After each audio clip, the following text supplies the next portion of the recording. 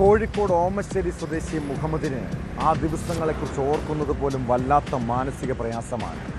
ഹൃദ്രോഗവും വൃക്ക സംബന്ധമായ അസുഖങ്ങളും അലട്ടുന്ന സമയം. അതിനിടെ ഒരു വനിതാ ഡോക്ടർ നൽകിയ പീഡന പരാതിയിൽ 4 ദിവസത്തോളം ജയിൽവാസം. മുഹമ്മദിൻ്റെ കുടുംബം അന്ന് അനുഭവിച്ച വേദനയും സങ്കടവും ആർക്കും പറഞ്ഞാൽ മനസ്സിലാകില്ല. പീഡനക്കേസ് പ്രതിയുടെ വീട്ടുകാരെ സമൂഹം പോലും ഒറ്റപ്പെടുത്തി.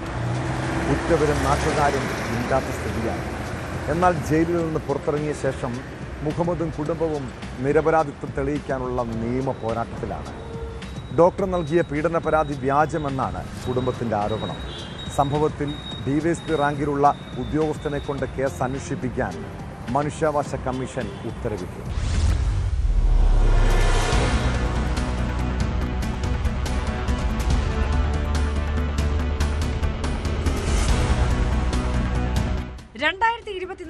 ജനുവരി 16 കേസിനാസ്പദമായ സംഭവം നടക്കുന്നത്.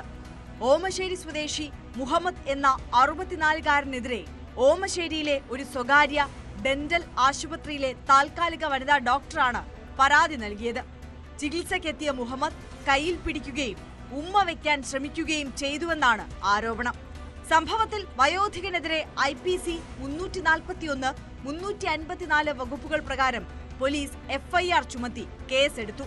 തുടർന്നാണ് മുഹമ്മദിനെ അറസ്റ്റ് ചെയ്യുന്നത്. 4 ദിവസം ഇയാൾ ജയിലിൽ കിടന്നു. എന്നാൽ യാതൊരു നടപടിക്രമവും പാലിക്കാതെയായിരുന്നു അറസ്റ്റെന്നും പോലീസ് 50,000 രൂപ കൈക്കൂലി ആവശ്യപ്പെട്ടുവെന്നുമാണ് മുഹമ്മദിന്റെ ആരോപണം.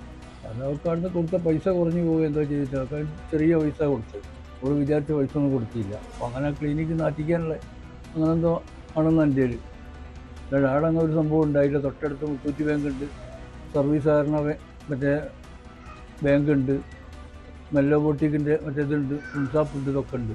അവിടെ 100 കണക്കിന് ആൾക്കാരുണ്ട്, ക്യാമറയുണ്ട്. അതിൻ്റെ അകത്തില്ല എന്നായിരുന്നു.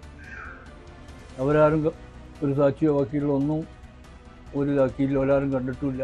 അങ്ങനത്തെ ഒരു സംഭവം അവിടെ നടന്നിട്ടുമില്ല. വനിതാ ഡോക്ടറുടെ പരാതി അടിസ്ഥാനരഹിതമാണെന്നാണ് മുഹമ്മദിന്റെ വാദം. സത്യം തെളിയിക്കാൻ ഏതറ്റം വരെയും പോകുമെന്ന് മുഹമ്മദിന്റെ മകൻ ജംഷീർ പറഞ്ഞു. ഈ കേസ് FIR ഇടുന്നത് 1/20-നാണ്. 1/40-നാണ് അറസ്റ്റ് രേഖപ്പെടുത്തുന്നത്. അപ്പോൾ അതൊക്കെ സ്പീഡാക്കി നടന്ന് റിമാൻഡ് റിപ്പോർട്ട് തയ്യാറാക്കി. റിമാൻഡ് റിപ്പോർട്ടിൽ വ്യക്തമായ തെളിവുകളുണ്ടെന്നും സാക്ഷിമൊഴികളുണ്ടെന്നും കോടതിയെ തെറ്റിദ്ധരിപ്പിച്ച് റിമാൻഡ് റിപ്പോർട്ട് തയ്യാറാക്കി ജയിലിലേക്കാക്കി. ജയിലിൽ നിന്ന് പുറത്തിറങ്ങി വാപ്പ നേരെ പോയി ഹൃദ്രോഗിയായിട്ടുള്ള ഹൃദയ സംബന്ധമായിട്ട് അസുഖമുള്ള വാപ്പ സ്ഥിരമായി കഴിക്കുന്ന മരുന്ന് മുടങ്ങിയത് കൊണ്ട് ഡയാലിസിസിലേക്ക് നീങ്ങേണ്ടി വന്നു. ഹൃദ്രോഗവും വൃക്ക സംബന്ധമായ അസുഖങ്ങളും കാരണം ബുദ്ധിമുട്ടുന്ന മുഹമ്മദിന്റെ അറസ്റ്റിനെതിരെ കുടുംബം സമർപ്പിച്ച പരാതിയുടെ അടിസ്ഥാനത്തിലാണ് ഡിവൈഎസ്പി റാങ്കിലുള്ള ഉദ്യോഗസ്ഥനെ കൊണ്ട് കേസ് അന്വേഷിപ്പിക്കാൻ മനുഷ്യാവകാശ കമ്മീഷൻ ഉത്തരവിട്ടത്. ഇതോടെ സത്യാവസ്ഥ പുറത്തുവരുമെന്ന പ്രതീക്ഷയിലാണ് കുടുംബം.